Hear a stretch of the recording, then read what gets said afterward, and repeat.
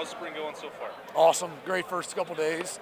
We found great ways to compete. I mean, there's natural competitions that are happening, but the guys are flying around. I think they like the energy. I'm very happy with the first couple of days. Coach Day mentioned this with the younger receivers.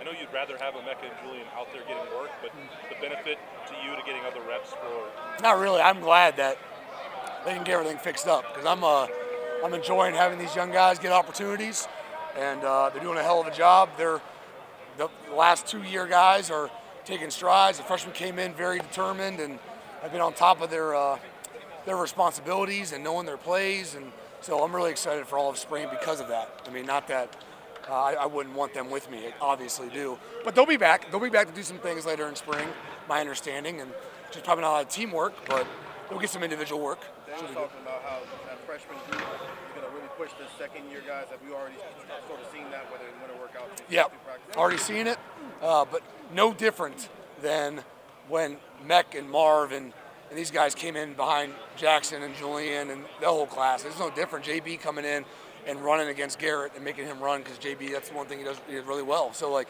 the way that Mech would go after Garrett pushes him too. So we've had that consistency. I love seeing it so early on. Does the second group maybe need that? Everyone needs it. The reason why they're here is because they were looking for that.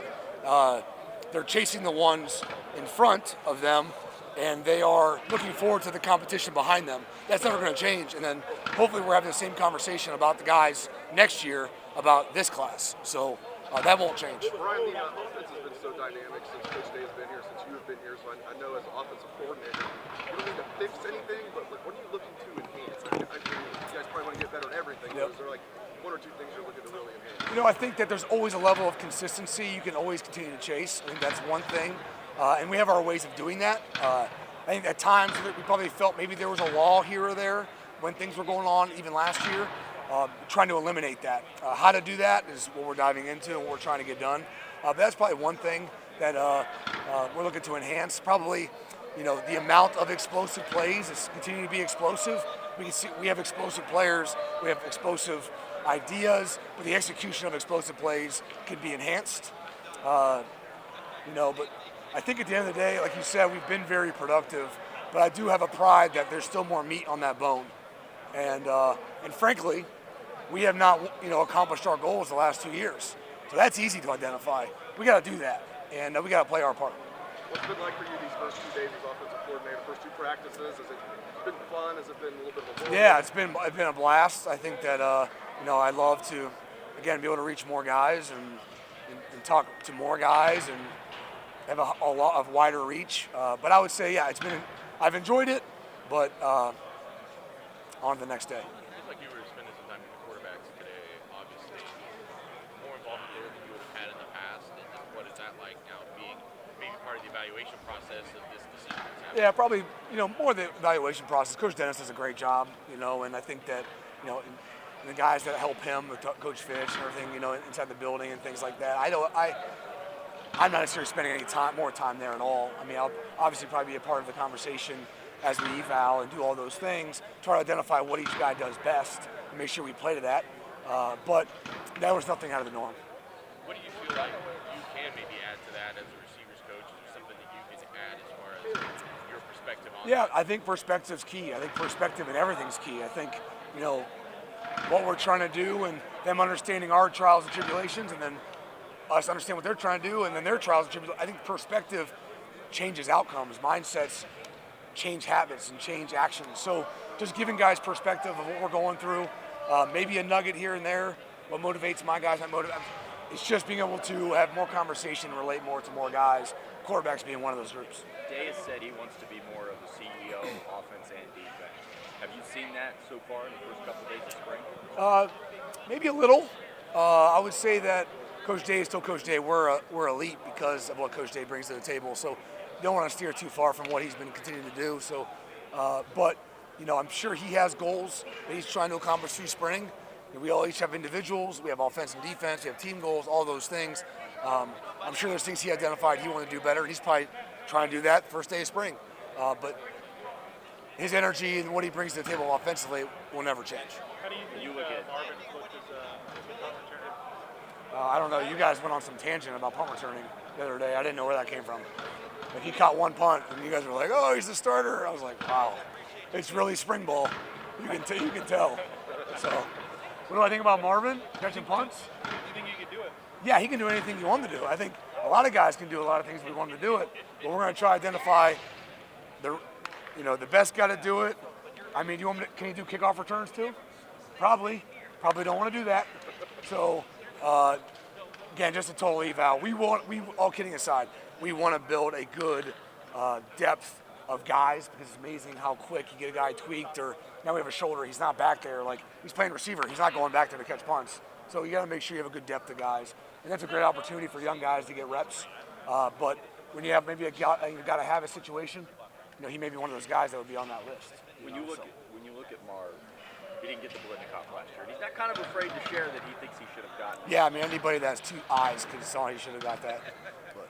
So when you see a guy that's already that good getting ready for another season, how much better can he be? Oh my gosh, so much better. I mean, does he want to be an old head or an old veteran compared to who? Like the 18-year-old? Or is he comparing himself to Justin Jefferson, Devontae Adams? I mean, perspective is, I don't even know how you would think anything otherwise besides the things he's trying to chase is not amateur and on a smaller level like, college football. I mean, I think his goals, like a lot of our guys, not just him, it's not sheltered at college football. I think he has perspective and wants to chase his dad. So the small-mindedness, I don't think really Marvin has ever possessed that. He's always been pushed to think big, and I think he's probably doing that. Right. Do you see that trickling down the rest of this group at all? Say it again? Do you see that trickling down to the rest of this group? Absolutely. As an example. So that was kind of our conversation. It's like it's day one spring, but who are we chasing? Are we just chasing, what's great about it is there's a bunch of guys that are younger that are chasing Emeka, Julian, and Marvin, and Xavier. And then those guys are chasing somebody they can't see every day. These guys get to see the best receivers in the country every day and chase them. That's the best thing that's got going for any young athlete, to see it every day, how they operate. And you can see that now. It's an influence on these guys. The hard part is for the guys who are in the front of the room. They're chasing people they don't see every day, how they work every day. So they've got to play with an imagination, and I think they're doing that. Brian, you mentioned that second group of receivers, the extra reps they're getting now with Emeka and Julian now. What do you want to see from them this spring to take full advantage of them? I mean, there's a lot. I mean, we didn't get a lot of reps at receiver during Saturdays, so there's a lot of things they got to prove and show. I don't think any box has been checked. So anything it takes to be a receiver at the highest level, to be one of the top returning receivers every year, to be one of the best in one of the best rooms in the country, we've got a lot of things they still need to show. So there's really no box that's been checked. Brian, what do you see from Xavier Johnson? No. What he was at last year and where he's at? Xavier's awesome. The growth he's had over the last 12 to 18 months has been awesome. A true offensive weapon. I mean, his ability to be an elite receiver and also go in the backfield and carry the football, pick up protections. I mean, there's so many things that young man brings to the table, let alone special teams. Like, to me, he's going to play football for a long time, barring health. That's now you're seeing the white lines. Outside those white lines, he is a great young man. I mean, Cam Babish. I mean, that's what I always think. Like, Cam Babish is amazing. I mean, that's just, he's created a standard. Everyone kind of knows that. X is in line with all that, just with the rest of some other guys too. But big man of faith, great leader with the young guys, willing to speak up. The future's bright for Xavier, in my opinion. What's been your impression of the quarterbacks? What's that? What's been your impression of the quarterbacks? They're competing. They're going against each other. We're not shy about it. Whether it be in rope pools in the winter or whether it be period to period, they're competing and they're doing a hell of a job with it. Now, the ability for them to still coach each other and hold each other accountable, done a good job with that. Sometimes when you're competing, it's hard to be a good teammate. That's just the reality of it. But they're still being great teammates, and they're going every day. They're trying to put their best foot forward, and that's been evident. Do you think this receiver group will be confident in either? I mean, I think yes. Coach K was talking about that the plan was for you to call plays during spring. He wasn't sure what the plan was going to be during the fall, but he mentioned during scrimmage. Yep. And stuff. I'm sure you've got to be looking forward to that, getting a chance to call plays. Yeah, I mean, it's like playing Madden, I guess.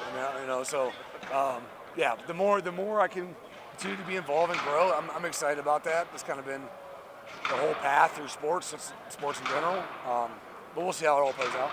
Jaden Ballard, I want to ask you about that. Yep. Fans ask about him. He's entering his third year now. Obviously, he's got some good guys ahead of him. What does he need to do, in your opinion, to see the field this year? You know, I would say Jaden, his play speed's got to continue to grow. Got some of the best hands on the team. His route's got to continue to grow. His body language has to continue to grow. The game within the game's got to continue to grow. There's still a lot of growth there, but he literally is just he has not taken steps back. Where some guys take a step forward, 2 steps back. He hasn't done that. He's continued to grow and get bigger, and now he's over 195 pounds, and he's running fast and great ball skills. We just got to make sure the whole totality of being a receiver continues to grow, because at the end of the day, if I'm going to pull a guy off the field to put you on, you got to do what he does. I mean, I'm not going to pull the left tackle off and put the next guy in for everybody to feel good. So you got to be able to do that. And if he's deserving of that, he'll be out there. And that goes for any position. You got to make sure there's not a fall off if you're going to get opportunity to be on the field on Saturday, not because of the coaches, but because you owe it to your peers. And that's just the reality of sports. So he's continued to do that. He's shown every sign that he's going to get that accomplished at some point. So. Rogers pretty impressive physically. Just how did he do this winter, meeting in the spring? You know, I think the freshmen as a whole, I have a seriousness about them. They have a purpose about them. They know their plays. They find ways to put the good things on film. They have a high standard, so we got to work on not getting down on ourselves at times, because they do have a high expectation, which is good.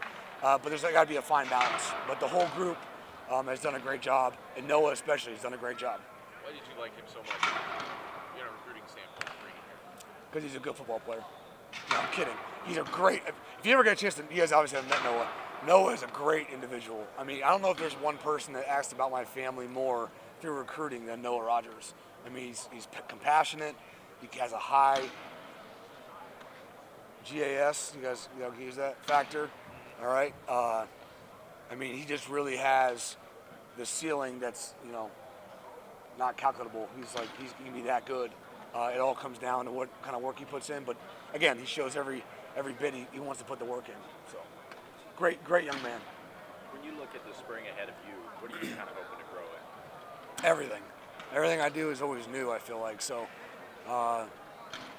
everything. There's not really one thing at this point that I would call myself an expert at. So I'm gonna continue to grow. Everything. How do you balance, as the OC, trusting the assistants below you and keeping them space to coach, and then also being the overseer? That's easy. I mean, I'm surrounded by elite coaches, and so any kind of confidence I have is stemming from them. You have to be surrounded. If I'm a quarterback, I'm going to be very, very confident because of the offense that we have, the personnel that we have around me, the coaching around me. That's the confidence he should have.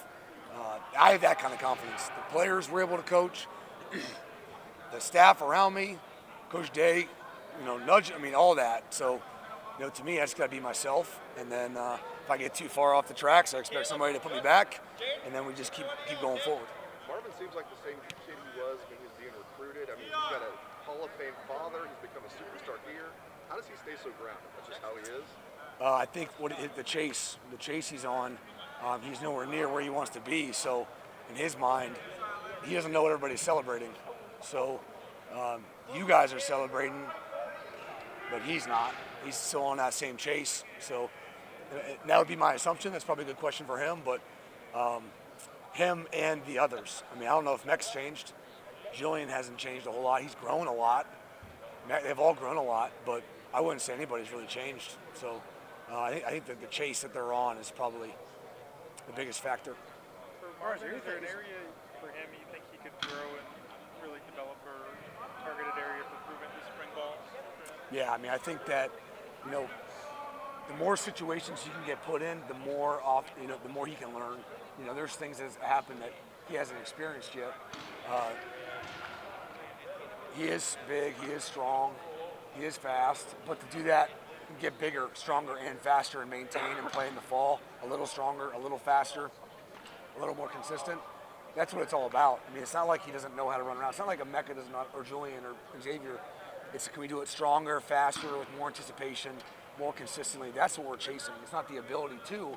It's more the how often conversation. So, and how fast and how good. So he's chasing that. His growth, be able to carry more speed through breaks, to stop even faster, to stop cleaner. to make every contested catch. If my catch percentage is 92%, I want to be 93. On targeted balls, there's always an ability to grow. And I think, again, it's a little harder to find the inches. Some people are looking for feet of growth. He's looking for inches, but they're still there. He knows that, and we've had that conversation. Know that. Some of the, like, if you're trying to measure like the speed of the route or speed of the base of it, GPS technology. No, it's just, you can tell. You can watch it. I mean, yeah, maybe. Quantitatively, you can probably check that out a little bit. But he knows. He feels it. He knows the cleanliness. He knows when there's a misstep. So we're just trying to chase that all the time. And, yeah. Caleb Brown, if he earns playing time, what do you see his role be? Is he a guy that can help in the slot? Just what do you see out of Caleb Brown? Yeah, I think right now that's probably where he's been playing the most and the most opportunity. I do think he's got a chance of being a returner, and he's strong, he's fast, he's got good hands, and from an athlete perspective, he's got a lot of those traits. So between the slot or being a returner is definitely somewhere Caleb can help us. What was your reaction to James coming back from rhinitis? I think it was good for the players. I think having guys like him and his makeup, regardless of being a good player or not, the way he operates, the way he communicates, the way he is as a father, the way he is, with his church and faith, like he's a great role model. I think he's going to relate well. I think the guys will listen early on because of the track record, but what he does after that conversation starts is what it's all about, right? So, but for the Buckeyes and for the players currently here, a blessing for them. He'll make them better. I think so. Brian, Caleb Brown's over there talking about making that transition from high school running back to receiver, how different he feels. How have you seen him, morph into more of a receiver than a running back? Yeah, we're on the same page. I think he knows that transition. I think that there is, just the things you do at running back that's different at receiver. The scope of the game, feeling space, having anticipation, understanding, coverages. There's just so much to that takes time. And, I think that he's definitely putting in the work to get that done. But it's not about, if he can do it. I know he can. It's just when. So the chase is to get that done as fast as possible. Yep. Brian, you've been on a lot of football teams in your past before you became a coach. How important is it to find that starting quarterback as soon as possible? I mean, does it make a difference? I don't know. I think we're getting a lot of good work. I don't think, especially not now, it's definitely not a rush. I think that,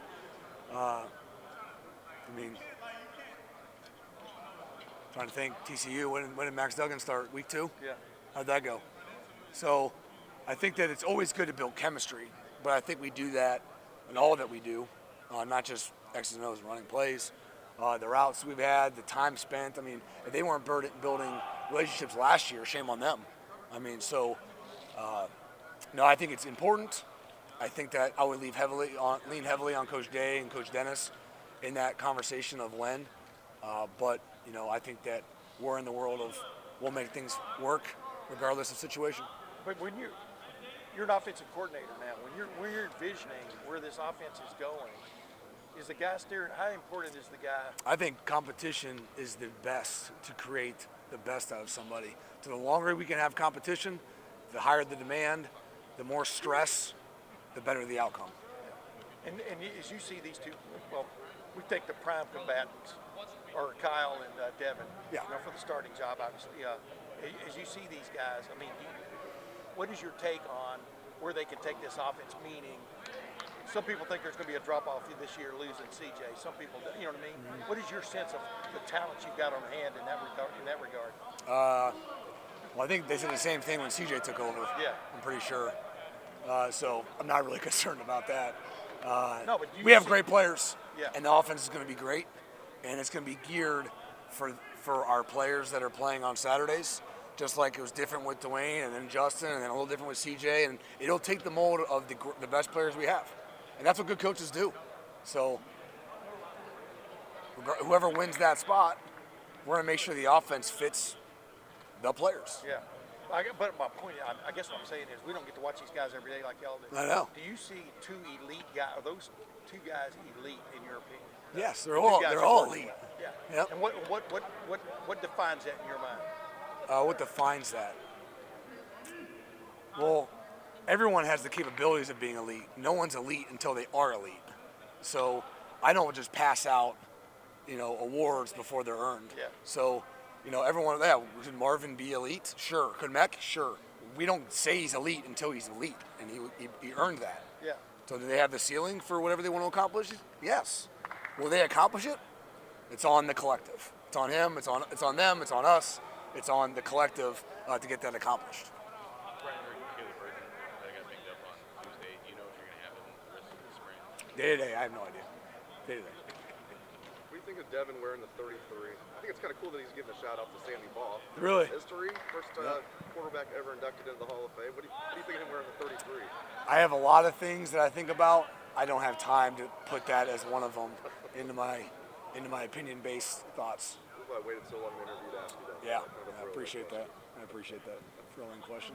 Is there a process going on for you right now, and maybe not right now during the spring, but have you been in a process of studying other offensive coordinators or reaching out to people? Yeah, I mean, we have one of the best. We have the best in college football, like 30 feet from me. Understood. So, You're talking about but no, I mean, I think that I've always connected with the guys I know, and just nuggets here and there, thoughts, all those kind of things.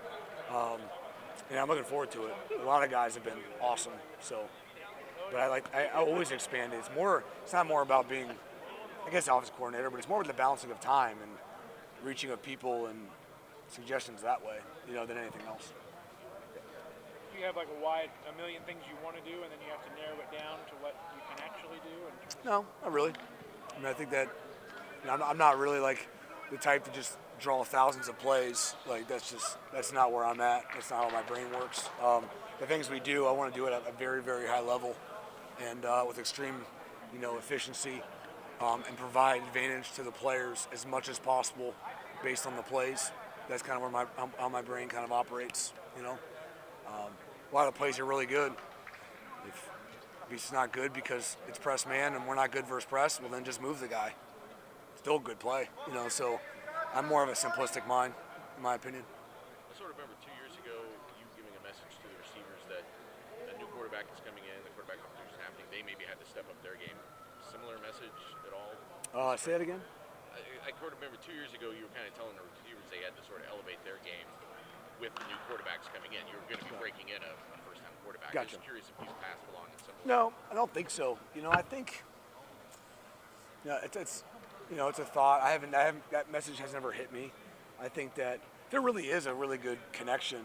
I think that, the difference here, in my opinion, is that the receivers are now the older guys, but they've kind of been around each other a lot. I mean, I know Garrett and Chris were kind of the older guys, I guess, a little bit with CJ, but I just don't feel like it's that much of a difference. I don't know why. I just feel like these guys have been around each other, been throwing a lot on their own, maybe a little different. I don't know. But it feels like, Kyle, he's the same age as Marv and Mac and JB, and they've been in that class. So and Kyle and Devin still, I don't know. He's going to be a second-year guy. So I don't know. It doesn't feel as different, for whatever that means. Not saying it's not. Devin's was more like CJ, right? But for whatever reason, there feels to be more of a connection between the quarterbacks, both Devin and Kyle, and the wideouts, just kind of leading into it.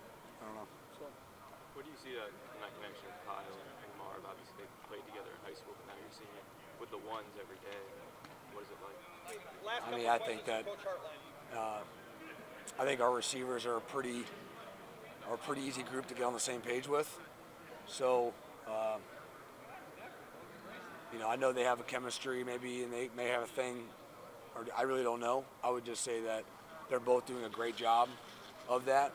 And, Marv and Mech and Jew and Xavier and all these guys are making plays regardless of kind of who's throwing it. So, I think the growing of chemistry or the enhancement of any kind of chemistry, we'll see it take shape over the next probably 4 weeks after we get back.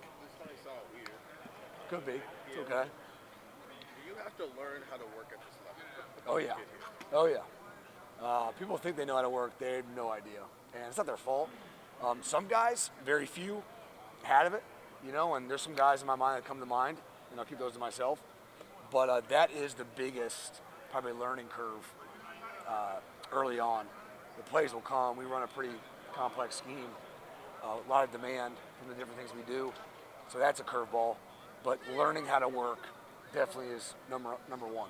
Is there a window where if it when do you usually see that click? Yep. And is there a window when you go, if it hasn't clicked by now, the light's probably not clicking? Yeah, I mean, maybe I think guys kind of get it, you know, a little bit, and if they don't get it, then yeah, it's probably not going to work out here, you know.